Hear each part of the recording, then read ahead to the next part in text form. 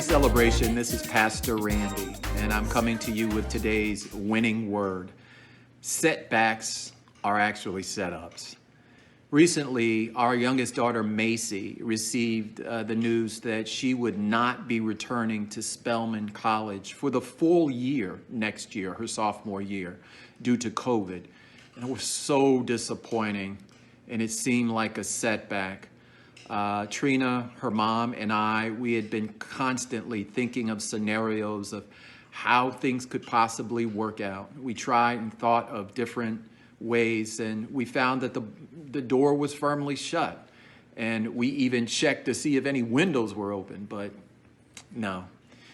So if you're going through a setback or a disappointment, I want you to remember two words: God is. God is in control in everything, and he is working it all out for our good. You know, the scripture in Romans 8:28 says, and it's a popular scripture, and we know that in all things God works for good for those who love him, who have been called according to his purpose.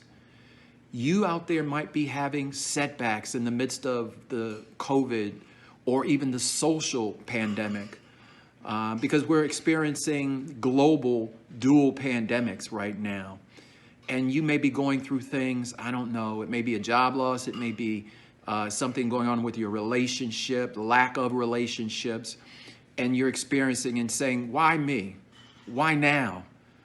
But remember, in addition to God is, God also gives.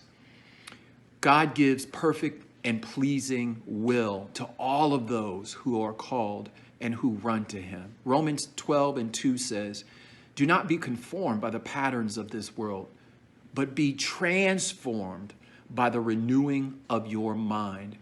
Then you will be able to test and approve what God's will is, his good, pleasing, and perfect will. Listen, nothing happens without his permission. His purpose might be molding you and shaping you or pruning you. It might be your mind. It might be your surroundings. It might be the people around you. And it may not always be either comfortable or convenient, but God knows, and he holds our future. So today's setback can be God's setup for your next best. So continue to look to the hills. That's where your strength will come. God bless you. This is Pastor Randy. Have a great day.